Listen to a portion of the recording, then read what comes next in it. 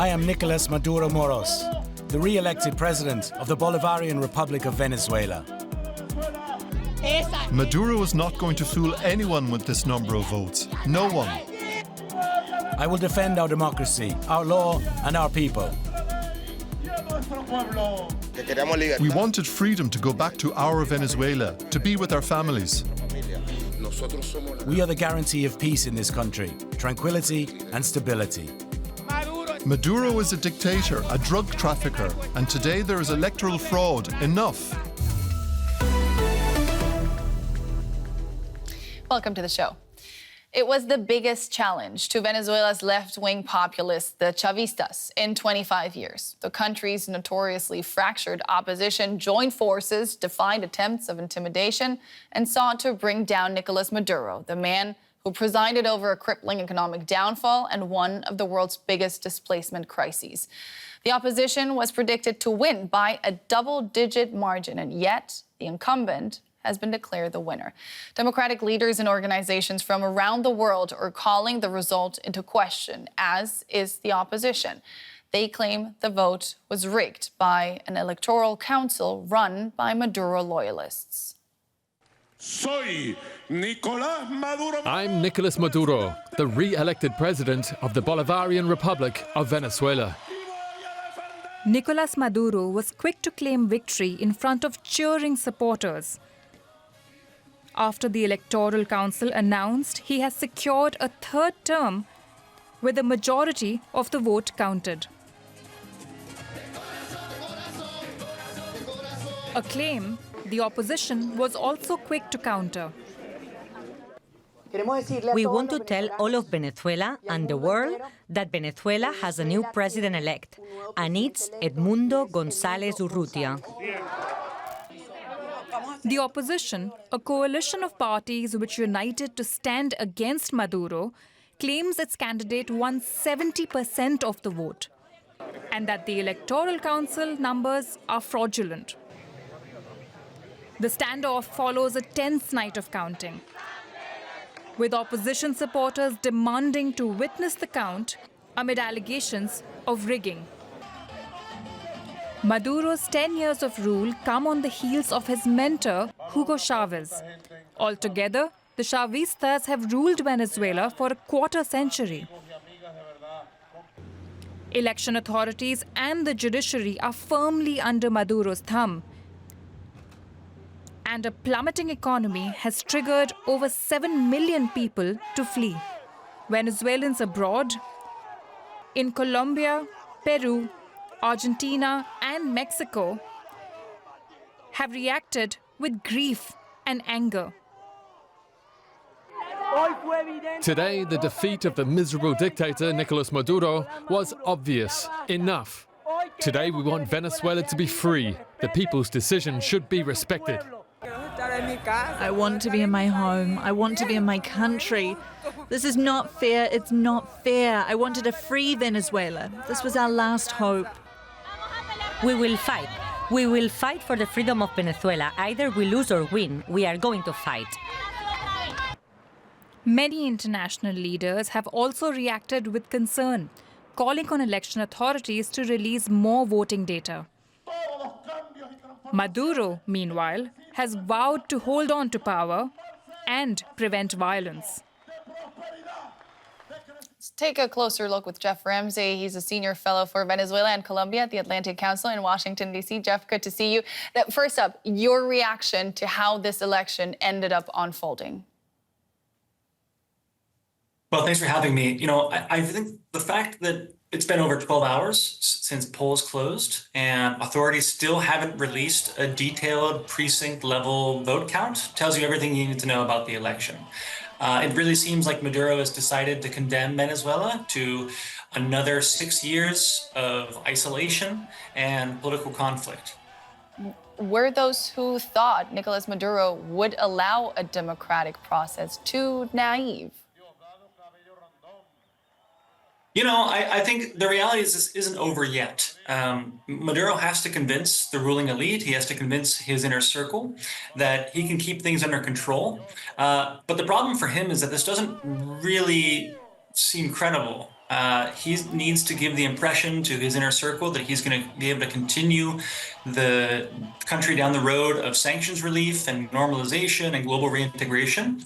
And he's just not going to be able to do that credibly without engaging in some kind of complicated negotiations with the opposition and really opening up to power sharing. I just don't see a way forward with Maduro just carrying out a blatant power grab. I just don't really think people in his coalition are signing up for it. Do you see him sharing the power? So far, we haven't. So far, Maduro has absolutely refused to engage in meaningful concessions and negotiations with the opposition. But, I think you have to remember that Maduro doesn't govern alone.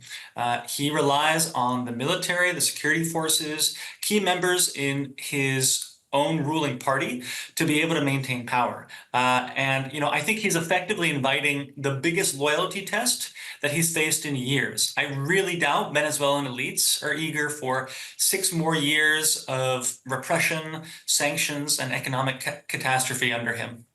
I want to get to the role of the military now that you mentioned it in a second. But first, let's look at the economy. Of course, it's been a downward spiral for basically the 10 years that he's been in power.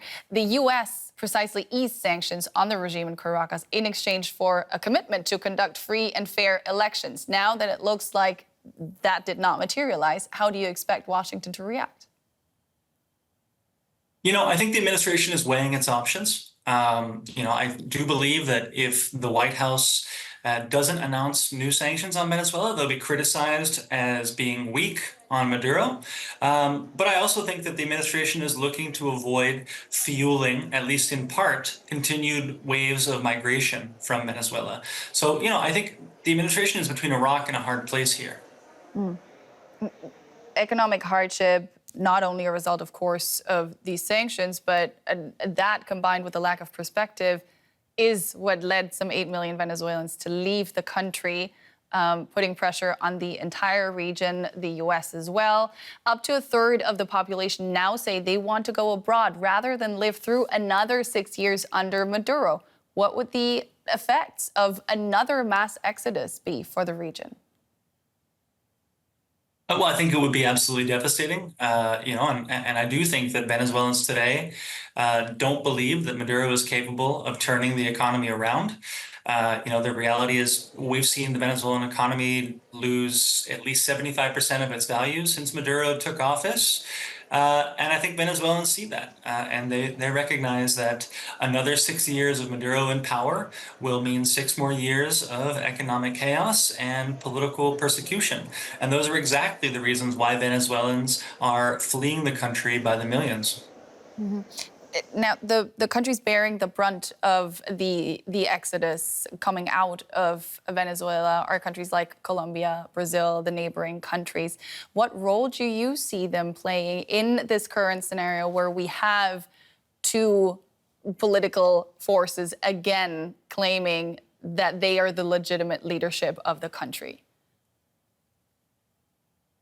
So far, we've seen statements from the military command that have been pretty limited. The Minister of Defense before the election said that they would respect the results. And so far, they've really kept a low profile. I think the focus in the next couple of hours and days is really going to be all on the armed forces, all on these key figures inside Maduro's coalition that he relies upon in order to maintain power. I think it is true. It has to be said that the opposition under Edmundo González's leadership has maintained unity and message discipline. And they do have the evidence in hand to document fraud and mobilize the public against Maduro's power grab here. I don't think this is over. I think it's a situation that's still in flux. And I really wouldn't bet on things staying exactly as they are in the next week. I think the situation is volatile, and I don't think it's over just yet. All right, you don't think it's over just yet. Our chat is almost over. We have about 50 seconds left. I want you to, consult the crystal ball. What is going to happen in the next weeks, months, years? Well, I think the role of the U.S. And particularly our allies in Europe and Latin America is going to be absolutely crucial. I think unless we see greater multilateral coordination in order to push the government to respect the results and restore Venezuelans' fundamental right to elect their own leaders, then I do think we risk further stagnation and a continuation of the crisis. But I'm confident that the U.S. and our closest allies are going to get their act together and orchestrate a response. Geoff Ramsey of the Atlantic Council, many thanks. Great speaking to you. Thank you. Thousands of protesters have taken to the streets of Venezuela in opposition of what they call an attempt by President Nicolas Maduro to steal the country's disputed election. Crowds have been making their way to the Miraflores presidential palace in Caracas. Police in riot gear used tear gas to disperse the protesters, some of whom threw stones and other objects. The unrest comes one day after the opposition and Maduro both claimed victory. The opposition said its candidate, Edmundo Gonzalez, won convincingly with 70% of the vote. All right, let's cross to Caracas now and speak to DW correspondent Oscar Schlenker. Oscar, let's start with the protest. What have you seen so far? Well, we've seen a nationwide protests develop spontaneously after the proclamation of Nicolas Maduro by the Electoral Council. We've seen some of these protests being dispersed near the presidential palace with gunshots. We still don't have information on how many injured there might be or arrests, but there have been clashes with the security forces and police in different parts of the city and of the country as well. Protesters spontaneously went to the streets to protest the results of these elections. I'm sure that you've seen a number of these protests in the past. How explosive is this situation right now based on what you've seen before? Well, it's surprising to see that most of the protesters are coming from the poor sectors of the city that usually would not protest, and they are gathering in places that are a stronghold for the Chavismo in the past. So these are very different than other clashes that we've seen and other protests. Also, they developed spontaneously. We have not seen any leader of the opposition call on these protests or ask people to go out and protest at this time. Oscar, the opposition says that it wants the government-controlled Electoral Council to release a tally of the votes. What is the actual likelihood of the council doing that? Well, they've said that they will do that in time. They have not really disclosed how they came up with those numbers. There's a lot of questions about those numbers, even from other of the presidential candidates that were independent. They've also asked for those tallies.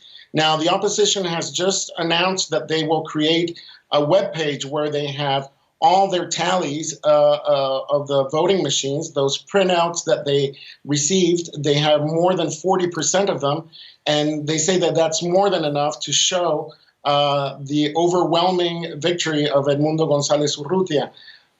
They said they will do that tonight, and tomorrow they will hold concentrations at 11 o'clock in the morning to support this claim of victory. 9 Latin American countries have so far jointly expressed their concern about the election and called for an emergency meeting of the Organization of American States. What kind of international pressure, or what kind of effect, I should say, would this kind of pressure have, if any, on Caracas? Well, we've seen in the past that this pressure tends to go head-to-head with Nicolas Maduro's allies. And we've already seen that Russia, China, Bolivia, Cuba, Nicaragua, Honduras have congratulated him on this election. The OAS, Venezuela left the OAS. They don't recognize it since many years ago. They do have some kind of presence, but it seems unlikely that they will adhere to anything that comes out of these international organizations that they consider enemies of Venezuela. All right, DW's Oscar Schlenker in Caracas. Thank you.